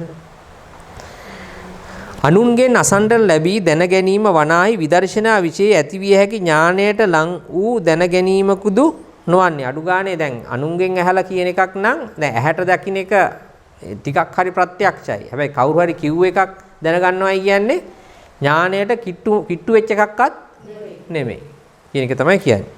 තවද ස්වභාව ලක්ෂණ සංකත ලක්ෂණ සාමාන්‍ය ලක්ෂණයන්ගේ වශයෙන් දැන ගැනීම විදර්ශනා විශේෂ ඥාණයෙන් දැන ගැනීමයි කියනු ලැබේ. එතකොට එහෙමනම් ඥාණයෙන් දැනගන්න නම් ස්වභාව ලක්ෂණ සංකත ලක්ෂණ සාමාන්‍ය ලක්ෂණය වශයෙන්ම දැනගන්න ඕන. මෙසේ වූ දැන ගැනීම ප්‍රකෘති දැන ගැනීමට වඩා විශේෂ වූ දැන ගැනීමක්ද වන්නේය. එහෙයින් මෙතැන්හි ඥාණයෙන් දැන ගැනීම හෝ දැන කරන්නේ යන අර්ථ දෙක පමණක් ප්‍රමාණවත්යයි සැලකිය යුතුය. එතකොට ඥාණයෙන් දැන ගැනීම හෝ දැන කරන්නේ යන අර්ථ දෙක පමණක් ප්‍රමාණවත්යයි සැලකිය යුතුය. මෙතන මේ කියන්නේ මේ ඔක්කොම මේ සම්පජාඤ්ඤය කියලා කියන්නේ නිවැරදිවම දැන ගැනීම. නිවැරදිවම දැන ගැනීම. සියල්ල විස්තර කරන්නේ ඒක කියන්න මේ. එතකොට සම්පජාඤ්ඤය ගත්තාම හතරක් තියෙනවා. සම්පජාඤ්ඤය ඒකට දැනගැනීමේ මට්ටම් හතරක් තියෙනවා. ඒ හතර තමයි සාත්තක සම්පජාඤ්ඤය, සප්පාය සම්පජාඤ්ඤය, ගෝචර සම්පජාඤ්ඤය, අසම්මෝහ සම්පජාඤ්ඤය. ඔන්න පියවරයන් හතර. ඒතර පියවරයන් හතර කියලා කියන්නේ ඒ කියන්නේ සාත්තක සම්පජාඤ්ඤයට වඩා වැඩි දෙයක් දන්නවා සප්පාය සම්පජාඤ්ඤය. නැත්නම් එහෙම කිව්වත් එහෙම කියනකට වඩා එතකොට ඒ කියන්නේ සම්පජාඤ්ඤයට මේ සියල්ල අසම්මෝහ සම්පජාඤ්ඤය කියලා කියන්නේ මේ සියලු කාරණා එකතු වෙච්ච තැන තමයි අසම්මෝහ සම්පජාඤ්ඤය. අන්න එහෙම කිව්වොත් මම දැන් නිවැරදි. මේ සියලු කාරණා එකතුව තමයි අසම්මෝහ සම්පජාඤ්ඤය. එතකොට ඒකෙදි මට්ටම් හතරක් කියලා කියමුකෝ. මට්ටම් හතරක්. සාත්තක සම්පජාඤ්ඤය තමයි පළවෙනි එක. මොකද්ද බලමු සාත්තක සම්පජාඤ්ඤය කියන්නේ? 74 පිටුව යෑම් ඊම් ආදී කටයුතු කරනු කැමැත්තක් ඇති වූ කල්ලි එක්වරටම නොකොට එය කිරීමෙන් ඇතිවන හෝ නොවන ප්‍රතිඵලය හෝ ප්‍රයෝජනය සලකා බලා ප්‍රයෝජනයක් තිබේ නම් කළ යුතුය, නොතිබේ නම් නොකළ යුතුය. මෙසේ ප්‍රයෝජනයක් ඇති බව හෝ නැති බව පළමු කොට සලකා බැලීම සාත්තක සම්පජාඤ්ඤයයි. ආන්න. එතකොට සාත්තක සම්පජාඤ්ඤය කියන්නේ මොකද්ද? දැන් ඉස්සෙල්ලම අපි යම් දෙයක් කරනකොට මේකේ ප්‍රයෝජනයක් තියෙනවද නැද්ද කියලා සලකා බැලීම. අන්න ඒක එහෙම සලකා බැලීමේ නුවණ තමයි අපි කිව්වේ සාත්තක සම්පජාඤ්ඤය. අපි ඉස්සෙල්ලම සලකා බලන්න ඕන මේ ක්‍රියාව කළ යුතු එකක්ද ප්‍රයෝජනයක් තියෙනවද නැද්ද කියලා සලකා බලන්න. අපි ගමනක් යනකොට අපි සලකා බලන්න ඕන මේ ගමනේ ප්‍රයෝජනයක් තියෙනවද නැද්ද කියලා. එහෙම සලකා බලලා ප්‍රයෝජනයක් තියෙනව නම් යෑම සහ ප්‍රයෝජනයක් නොතිබෙන නැත්තම් නොයෑම තමයි සාත්තක සම්පජාඤ්ඤය කියලා කිව්වේ. මේ ප්‍රයෝජනය සලකා බැලීම තමයි සාත්තක සම්පජාඤ්ඤය කියලා කිව්වේ. නැත්නම් සාර්ථක සම්පජාඤ්ඤය කියලාත් කියනවා මේක. සාත්තක සම්පජාඤ්ඤය. ප්‍රයෝජනයක් ඇති බව හෝ නැති බව පළමු කොට සලකා බැලීම සාත්තක සම්පජාඤ්ඤයයි. හරිද? මේ පළවෙනි පියවර. ඒක ගැන සැලකුවට පස්සේ ඊට පස්සේ මොකක්ද එන්නේ? සප්පාය සම්පජාඤ්ඤය. සප්පාය සම්පජාඤ්ඤය. සාර්ථක ප්‍රයෝජනවත් කටයුත්තක් වුවද. දැන් ප්‍රයෝජනවත් කටයුත්තක් වුවද එය කිරීම සුදුසුද නුසුදුසුදයි නුවණින් සලකා සුදුසුයයි වැටහේ නම් කළ යුතුය. අන්න ඊට පස්සේ බලන්න ඕන ප්‍රයෝජනයක් තිබුණා වුණත් ඒක කිරීමට සුදුසුද නැද්ද කියලා බලන්නත් ඕන. සුදුසුයයි වැටහේ නම් නොකළ යුතුය, නුසුදුසුයයි වැටහේ නම් නොකළ යුතුය, නොකළ යුතුය. ඊට පස්සේ ඔන්න ඒකට උපමා උදාහරණයක් කියනවා. තෛත්‍ය දර්ශනය හෝ එයට පුද සත්කාර පැවැත්වීම සාර්ථකය. දැන් ඔන්න හොඳ දෙයක් නේද? ප්‍රයෝජනවත් නේද? සාර්ථකය කිව්වෙ මෙතන ප්‍රයෝජනවත් කියන එක. ඒතර චෛත්‍යයක් දර්ශනයක් කරන්න කිරීම හෝ එයට පුද සත්කාර කිරීම ප්‍රයෝජනවත් එක. එතකොට සාර්ථක සම්පජාඤ්ඤය අපි ප්‍රයෝජනවත් කියලා ඒක තේරුම් ගන්නවා. එතකොට එහෙම තීරුම් ගත්තට එහෙත් බොහෝ ජනයා රැස්ව මහා පූජෝත්සව පවත්නා කාලයේ එහි යෑම යෝගී පුද්ගලයා හට සප්පාය නොවන්නේ. යන්න යෝගී පුද්ගලයෙක් ඉන්නවනම් මොකද ඒ පුද්ගලයා ඒ වගේ ගොඩාක් පිරිස ඉන්න තැනදී එතෙන්ට ගියොත් මොකද වෙන්නේ? අර යෝගී භාවය එයා ඒ පුද්ගලයාගේ යෝගාවචරයේගේ චිත්ත ඒකාග්‍රතාවයට බලපෑම් වෙනවා. චිත්ත ඒකාග්‍රතාවයට බලපෑම් වෙනවා. පූජෝත්සව පවත්නා කාලේ එහි යෑම යෝගී පුද්ගලයාට සප්පාය නොවන්නේ. එයාට සප්පාය වෙන්නේ නැහැ ඒක. ස්ත්‍රී පුරුෂ දෙපක්ෂයේම තම තමන්ගේ වත්පොහසත්කම් අනුව අගනා විසිතුරු වස්ත්‍රාභරණ හැඳ පැළඳ සිත් ඇත ගන්නා සිතියම් කළ ප්‍රතිමා රූපමෙන් එතන්හි හැසිරෙති. එතෙන්ට එනවා විවිධ ඊටාම අලංකාර වූ වස්ත්‍රාභරණයෙන් සැරසිලා එනවා. එවිට ඉෂ්ට අරමුණෙහි ලෝභයද අනිෂ්ට අරමුණෙහි ක්‍රෝධයද ඇතිවිය හැකිය. දැන් ඒ යෝගාචරයේ ඉෂ්ට අරමුණක් තියෙනවා නම් ලෝභය ඇති වෙන්න පුළුවන්. ඒ පිළිබඳව අනිෂ්ට අරමුණක් ආව නම් ක්‍රෝධය ඇති වෙන්න පුළුවන්. දැන් ද්වේෂය ඇති වෙන්න පුළුවන්. ඒතකොට ඒක නිසා ඒකෙන් මොකද වෙන්නේ? ඒකෙන් යෝගාචරයේගේ චිත්ත ඒකාග්‍රයට බලපෑම් ඇති නිසා භාවනාවේ යෙදීම සඳහා බලපෑම් වෙනවා. ඒතකොට අන්න එතෙන්දී සප්පාය සම්පජන්‍ය අන්න එහෙම මේ අර සාර්ථක සම්පජන්‍ය වුණත් ප්‍රයෝජනවත් දෙයක් වුණත් අපිට සුදුසුද නොසුදුසුද කියලා සලකා බැලීම තමයි සප්පාය සම්පජන්‍ය කියලා කිව්වේ. හරිද? ඒක සප්පාය සම්පජන්‍ය. මෘත ශරීරයේ අසුබ දර්ශනයේද සාර්ථක වෙයි. ඒතර මෘත ශරීරයක් ගත්තාම අපි ඒකේ අසුබය වඩන්න අපි මෘත ශරීරය ගැන බලනව නේද? මෘත ශරීරය මෙනෙහි කරනවා. එතකොට එහෙම අසුබ දර්ශනයේ සාර්ථක එකක්. ඒක ප්‍රයෝජනවත් එකක්. මෘත ශරීරය දිහා බලාගෙන ඒක මෙනෙහි කිරීම ප්‍රයෝජනවත් දෙයක්.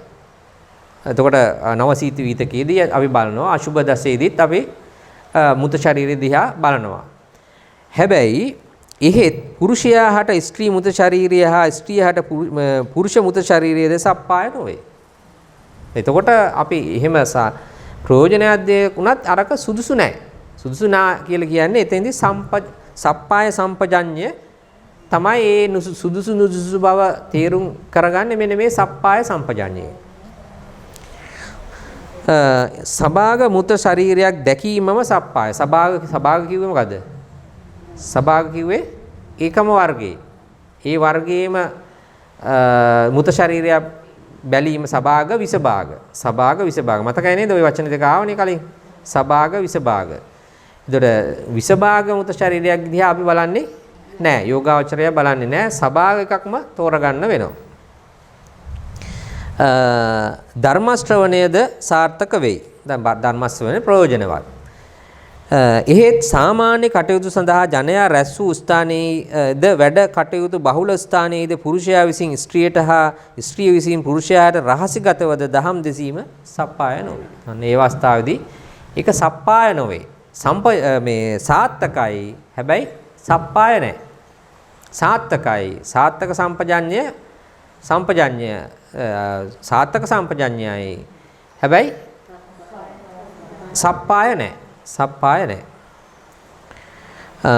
මෙහි සුදුසු නුසුසුකම් නුවණින් සලකා බැලීම සප්පාය සම්පජඤ්ඤය යන්නේ. එතෙන්දී අර ප්‍රයෝජනවත් දෙයක් වුණත් සුදුසුද නුසුසුද බව සලකා බැලීම තමයි අපි කිව්වේ සප්පාය සම්පජඤ්ඤය කියලා. මේ සාත්තක සම්පජඤ්ඤය හා සප්පාය සම්පජඤ්ඤය ලෞකික ලෝකෝත්තර දෙපක්ෂයේම උපකාර වේ. එතකොට ලෞකික ලෝකෝත්තර අවස්ථා දෙකේදීම මේ සප්පාය සම්පජඤ්ඤය ප්‍රයෝජනවත්. මොකද මේ ලෞකික ලෝකෝත්තර කිව්වේ? ලෞකික එතකොට යෝගාවචරයේ ලෞකිකේ ඉන්නවද? ලෞකික යෝගාවචරෝ ඉන්නවද?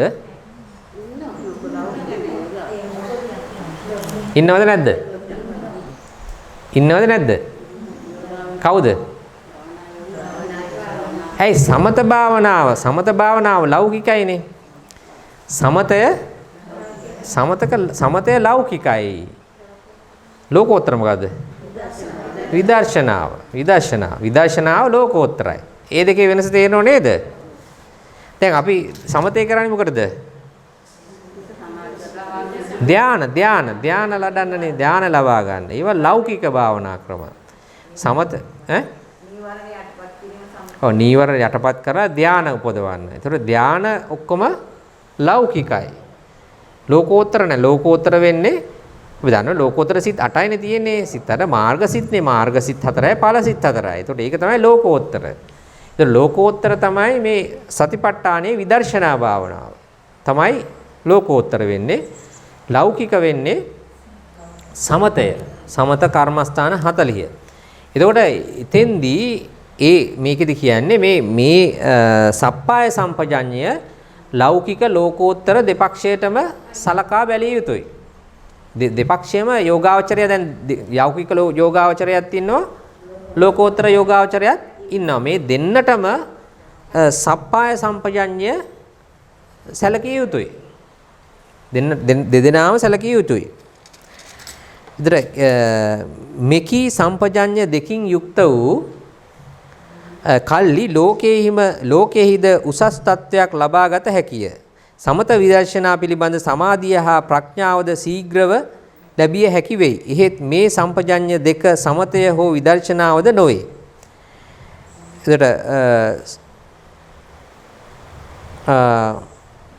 සමත විදර්ශනා පිළිබඳ සමාධිය හා ප්‍රඥාවද ශීඝ්‍රව ලැබිය හැකි වෙයි.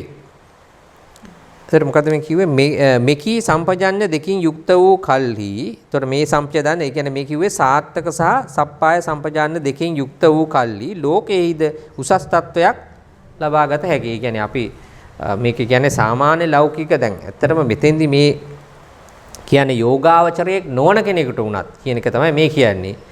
යෝගාවචරයේ නොවන කෙනෙකුට උනත් සාමාන්‍ය ජීවිතයේදී අපි යම් දෙයක් කිරීමේදී සලකා බලන්න ඕන මේක ප්‍රයෝජනවත්ද නැද්ද කියලා. පළවෙනි වචනේ. ඒක තමයි සාත්තක සම්පජඤ්ඤය කියලා කිව්වේ. මේ යෝගාවචරයේ නොවන කෙනෙකුට උනත් කියලා කියන්නේ මේ.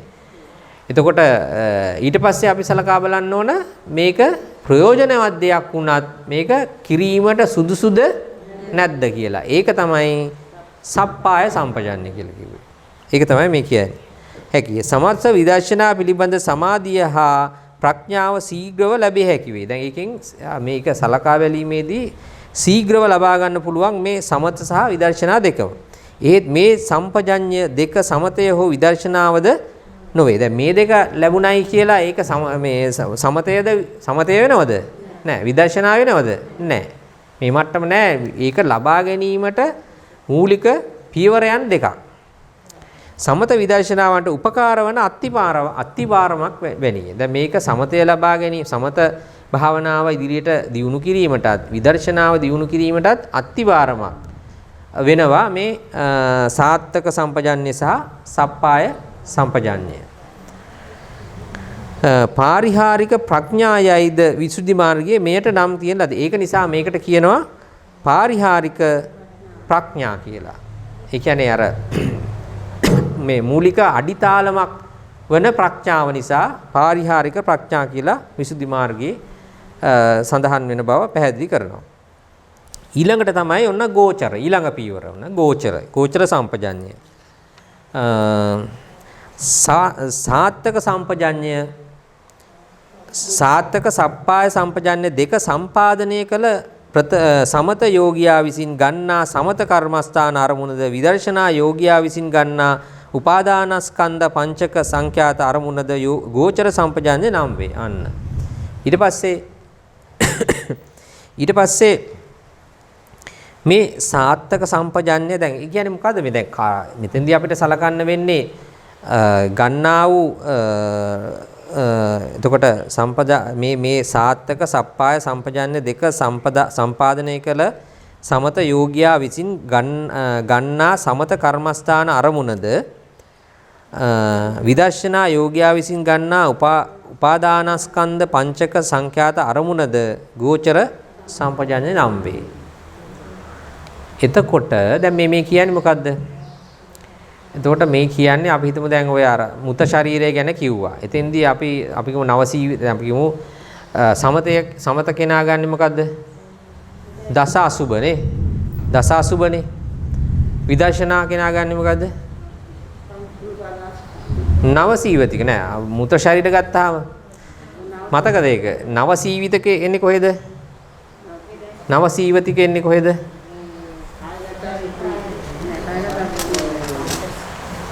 සතිපට්ඨානේ.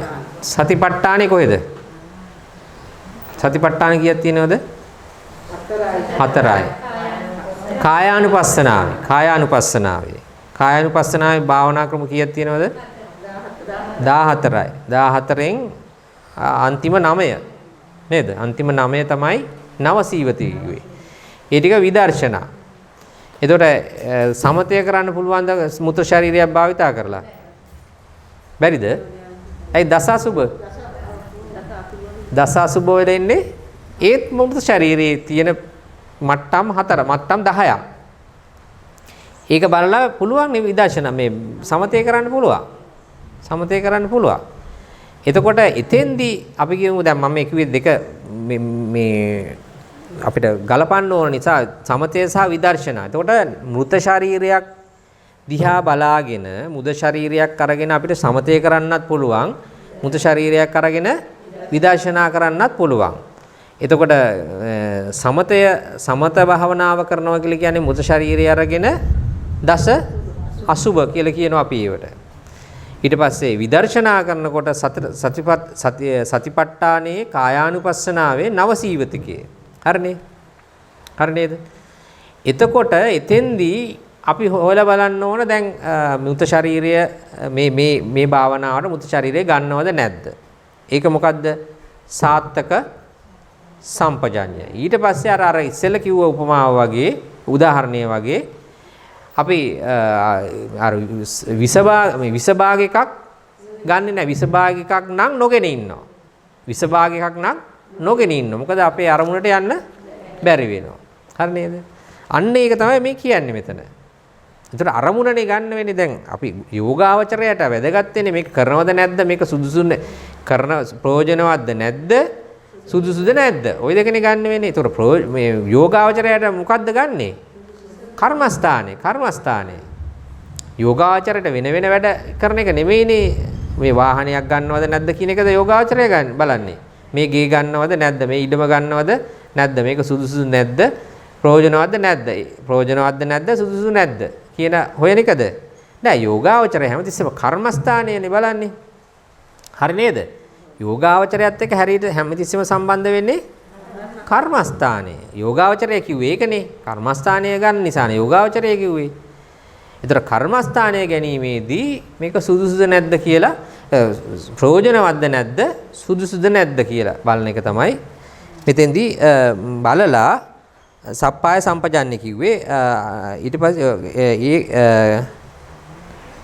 එතකොට දැන් මේකේ අයි කියමු සාත්තක සප්පාය. එතකොට ගෝචර සම්පජාන්‍ය සාත්තක සප්පාය සම්පජාන්‍ය දෙක සම්පාදනය කළ සමත යෝගියා විසින් ගන්නා සමත කර්මස්ථාන අරමුණද විදර්ශනා යෝගියා විසින් ගන්නා උපාදානස්කන්ධ පංචක සංඛ්‍යාත අරමුණද ගෝචර සම්පජාන්‍ය නම් වේ. මෙසේයින් මේ සම්පජාන්‍ය අපි කිව්වා දැන් එතකොට සාත්තක සම්පජාන්‍යයෙන් අපි ප්‍රයෝජනවත්ද කියලා මේ කමටහන ප්‍රයෝජනවත්ද කියලා බැලුවා. සප්පාය සම්පජඤ්ඤයෙන් මේක සුදුසුද කියලා බැලුවා. බලලා ඒ අරමුණ ගත්තා. ඒ ගැනීම තමයි ගෝචර සම්පජඤ්ඤය උනේ. මෙසේයින් මේ සම්පජඤ්ඤ පබ්බ විශේෂ භාවනා කරන යෝගියා විසින් ඉදිරියට යන කල්ලි පය ඉස්සීමත්, ගෙන යෑමත්, තැබීමත් පාසා යනවා යන ආදී වශයෙන් නොකඩවා මෙනෙහි කරමින්ම යා යුතුය. පස්සට යෑම ආදීයිද මේ ක්‍රමයමයි. මෙතැන්නි සතර සතිපට්ඨානය හා එහි අරමුණු සතරම යෝගී සිත හසුරුවන ස්ථානවන බැවින් ගෝචරයයිද ඒ අරමුණ සතරේ නොකඩවා පවත්වන ඥානයම ගෝචර සම්පජඤ්ඤයයිද සැලකිය යුතුය. එතකොට ඒ අරමුණ තුල තමයි අරමුණ තුල ඥානය පැවැත්වීම නිසා තමයි මෙතන ගෝචර සම්පජඤ්ඤය කියලා කියන්නේ. එතකොට දැන් හරි නේද ඒක? දැන් ඔන්න ගෝචර සම්පජන්‍ය දක්වා දැන් පැහැදිලිද යෝගාවචරයයිත් කියනවා යෝගාවචරයා අරමුණක් කමඨහනක් ගැනීමේදී ඒ කමඨහන ගැනීම ප්‍රයෝජනවත්ද නැද්ද දැන් අපි දන්නෝනේ දැන් අපි ආනාපාන පබ්බේ සාකච්ඡා කරද්දී නැත්නම් ආනාපාන අපි අනිත් වැඩසටහනේදී අපිට දේශන අපිට අපි සාකච්ඡා කරා අපි ස්ථානීය තෝරගන්නකොට අපි රුක්ක මූලයකට යනවද ආරණ්‍යයකට යනවද ශුන්‍යාගාරයකට යනවද කියලා ඒ කාලගුණය අනුව අපි තීරණය කරන්න ඕන වුණා නේද? ඒ අවස්ථාවේ තියෙන කාලගුණය කොහොමද තියෙන්නේ? ඒ අනුව අපි ස්ථානීය තෝරගන්න සිද්ධ වුණා නේද? ඊට පස්සේ ඒ පුද්ගලයාගේ වාතය වැඩි කෙනෙක්ද පිත වැඩි කෙනෙක්ද සෙම් වැඩි කෙනෙක්ද කියන එක මත අපිට ස්ථානීය තෝරගන්න වුණා. ඒතර මේ හැම දෙයකදීම මේ කර්මස්ථානයේ සඳහා මේ කිරීම සඳහා අපිට තෝරගැනීමක් කරගන්න ඕන නේද? නේද? ඉතින් ඒව ඔක්කොම මේ සාත්තක සම්පජන්ණයට සාත්තක සම්පජන්ණයට වැටෙන්නේ නේද? එතකොට අපි ඒවා හිතලා තමයි මොකද අපේ භාවනා කමටහන නිවැරදිව සාර්ථක කරගන්න ඕන. එතකොට ඒ සියලු දේ ඊට පස්සේ අපි කිව්වා කෙස් හොඳ මේ පිරිසිදු කරගෙන කෙස් ට්‍රැවල් බාගෙන වෙන බඩ විරේක මොන හරි රෝගී තත්ත්වයක් තියෙනම් ඒවට සුදුසු පරිදි ඒව සකස් මේ සියල්ල කරලානේ අපි භාවනාවට යන්නේ නේද? ඒ සුදුසු නැත්තම් භාවනාව සාර්ථක වෙන්නේ නැහැ. එතකොට මේ සම්පජඤ්ඤය ඇතුලේ තියෙන කොටස් තමයි ඒ ඔක්කොම. එතකොට ඒ වගේම ඒ අරමුණ සුදුසුද කියන්නේ ප්‍රයෝජනවත්ද කියලා සලකා බලනවා සාත්තක සම්පජඤ්ඤයෙන්. ඊට පස්සේ සප්පාය සම්පජඤ්ඤයෙන් ඒක සුදුසුයිද කියලා බලනවා. ප්‍රයෝජනවත් උනත් සුදුසුද කියලා බලන්න ඕන. බලලා ඒ අරමුණ ගැනීම තමයි ගෝචර සම්පජඤ්ඤය කියලා කිව්වේ. එතකොට මේ තුන ටික එක ළඟින් යන්නේ. නමුත් මේකේ තුනේ වෙනසක් තියෙනවා. එතකොට ඒක තමයි ගෝචර සම්පජඤ්ඤය කියලා කිව්වේ. ඊට පස්සේ පාලි කොටසක් තියෙනවා සතිපට්ඨාන සංයුක්තේහි තියෙන ඒකේ තේරුම තියෙන විදිහ යටින් මේ දේශනා නියමය අනුව නිතර සතිපට්ඨාන භාවනාවේ යෙදීමම ගෝචර සම්පජඤ්ඤයයි ස්ථිරවම සලකා ගත යුතුයි. එතකොට භාවනාවේ යෙදෙන කෙනෙක් දිගටම භාවනාවේ යෙදෙනවා නම් ඒක ගෝචර සම්පජඤ්ඤය. එයින්ම අටුවාවේ කම්මට්ටානස්ස පන අවිජහන මේව ගෝචර සම්පජඤ්ඤං කීහ. කමඨහන අත් නොහැරීමම ගෝචර සම්පජඤ්ඤයයි යනු එහි තේරුමයි. එතකොට කමඨහනක් අතර නැහැර දිගටම කරගෙන යනවා කියලා කියන්නේ ඒක ගෝචර සම්පජඤ්ඤය. ඉතින් එහෙමනම් අපි අද දිනට අවසන් කරමු. අපිට තියෙන්නේ 76 වෙනි පිටුව ඊළඟ දවසේ අභික්ඛන්ත පටික්ඛන්ත පද විස්තර කළ අටුවාහි කියන කොටස. ඒතර ඒකේ තවදුරටත් මේ ගෝචර සම්පජඤ්ඤය ගැන විස්තර කරන එක ටිකක් දීර්ඝව තියෙනවා සාකච්ඡා කරන්න. ඒතර ඇත්තටම දැන් මෙතෙන්දී දැන් අපිට මේක මේ භාවනා දැන් අපි ඉස්සෙල්ලා මේ ඉරියාපත පබ්බය සාකච්ඡා කරා. ඒතර මේකයි මේ දෙක ඒ දෙකම එක කොටසකට වැටෙන එකක් විදියට තමයි අපිට වැටහෙන්නේ. ඒතකොට භාග්‍යතුන් වහන්සේ දැන් මේකේ දැන් මේකෙත් අර මුලදි කොටසෙත් අපි කියවුණා මෙතන. අපි එතන පොඩ්ඩක් බලමු. එතන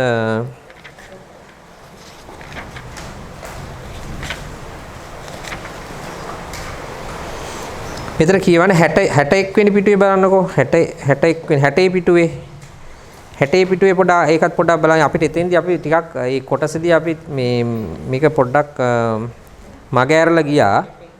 60 පිටුවේ අවසාන ඡේදය. මෙහිදී ඉහත දැක් වූ අටුවා කියුම් හැම එකකින්ම ගච්ඡන්තෝවා ගච්ඡාමීති පජානාති යන ආදී ශ්‍රීමුක පාඨයේ එන පජානාති යන්නේ නියමාර්ථය වූ අනිත්‍ය ආදී ප්‍රකාරයෙන් දැනගන්නා සම්පජාන සංඛ්‍යාත වූ අසම්මෝහ සම්පජඤ්ඤේ ඥානයේ උපදන ආකාරයේ විස්තර කොට දක්වන ලදී. තවද ඉහත කී ප්‍රශ්න තුන සම්පූර්ණයෙන් විසඳාගත හැකි වුවහොත් ඒ කිව්වේ ප්‍රශ්න තුන කිව්වේ අර මොකද ප්‍රශ්න තුන? කවරෙක් යයිද ගමන කවරෙකුගේද කුමන කිනම් කරුණක් නිසා යයිද කියන ප්‍රශ්න තුන. අන්න ඒ ප්‍රශ්න තුන. ප්‍රශ්න තුන සම්පූර්ණයෙන් විසඳාගත හැකි වුවහොත් පජානාති යන්නෙන් කියවෙන ප්‍රකාරයෙන් දැනගන්න අසම්මෝහ සම්පජානයේ ඇති වී යයි නිසකවම සනිටුහන් කොට සැලකිය යුතුය. එතකොට අන්න මේ ප්‍රශ්න තුරට උත්තර අපිට ලැබෙනවා නම් අන්න එතන අසම්මෝහ සම්පජඤ්ඤය යෙදුණා කියන එක තමයි මේ කියන්නේ. මේ අසම්මෝහ සම්පජඤ්ඤයද යෑමක් පාසා නොකඩවා මෙනෙහි කිරීමේයි කියන ලද ගෝචර සම. අන්න එතෙන්ට ආවනේ මේ නොකඩවා. එතකොට අසම්මෝහ සම්පජඤ්ඤයද යෑමක් පාසා නොකඩවා මෙනෙහි කිරීමේයි කියන ලද ගෝචර සම්පජඤ්ඤය. නොකඩවා මෙනෙහි කිරීම තමයි ගෝචර සම්පජඤ්ඤය කියලා කිව්වේ. ඇති වූ කල්හිම ඉපදිවිය හැකිය. එතකොට ගෝචර නොකඩවාම නොකඩවාම පැවැත්වීමෙන් තමයි ඒකට තමයි ගෝචර සම්පජඤ්ඤය කිව්වේ. එහෙම පැවැත්වීමෙන් තමයි අසම්මෝහ සම්පජඤ්ඤය උපදින්නේ. අන්න ඒක තමයි මේ කියන්නේ. ගෝචර සම්පජඤ්ඤය සම්පූර්ණ නොවුවහොත් අසම්මෝහ සම්පජඤ්ඤය නොවිවිදිය හැකිය. ආන්න. එතකොට මේක නොකඩවා දැන් මේකේ වැදගත් මේක නොකඩවාම දිගටම කිරීමේ ප්‍රතිඵලයක් තමයි අසම්මෝහ සම්පජඤ්ඤය ඉපදෙන්නේ. තනින් තනින් කඩ කරනකොට කඩ කිරීම ගෝචර සම්පජඤ්ඤය නොනවා වගේම කඩ කිරීමෙන් අසම්මෝහ සම්පජඤ්ඤය උපදින්නේ නැහැ. අන්න ඒක තමයි මේ කියන්නේ. හරි නේද? එක දිගටම නොකඩවාම කිරීම තමයි ගෝචර සම්පජඤ්ඤය කිව්වේ. ගෝචර සම්පජඤ්ඤයේ ප්‍රතිඵලයක් තමයි අසම්මෝහ සම්පජඤ්ඤය උපදිනවයි කියලා කියන්නේ. එහින් යෝගී පුද්ගලයා විසින් අසම්මෝහ සම්පජඤ්ඤය උපදවා ගනු පිණිස යෑම් ආදී සෑම ඉරියව්වක් පාසාම මෙනෙහි කිරීම වශයෙන් පළමු කොට ගෝචර සම්පජඤ්ඤය නොකඩවා පැවැත්විය යුතුය. එතකොට නොකඩවා පැවැත්වනවායි කියලා නොකඩවා ඒ කමඨහනේ යෙදිලා ඉන්නවයි කියන්නෙම ගෝචර සම්පජඤ්ඤය. එතකොට ඒක යුතුයයි හඟවණු පිණිස ගච්ඡන්තෝ වා ගච්ඡම්මීති පජානාති. ආන්න ඒකට දිගටම ඒ ගමන් කිරීමේ මෙනෙහි කරමින් නොකඩවාම ඒක පැවැත්විලා තියෙන්න ඕන. කමඨහන අතාරින්න හොඳ නැහැ. යන්න මේ ආදී භාවනා ක්‍රමය වදාළ බව සැකරහිතව සැලකිය යුතුය. මෙසේ ශ්‍රී මුක පාළියේ ගෝචර සම්පජඤ්ඤයේ මෙනෙහි කරන ආකාරයේ ඍජුවම මතු කර දක්වන ලදී. අටුවාවේ කී පරිදි ඒ ණය ක්‍රමයෙන් මෙනෙහි කරන යෝගී පුද්ගලයා කෙරෙහිම සමාධිය හා ඥානය මේරු කල්ලි. අන්න එතෙන්දී සමාධියයි ඥානයයි එහෙම කරගෙන යනකොට මොකද වෙන්නේ? සමාධියයි ඥානයයි මෝරනවා.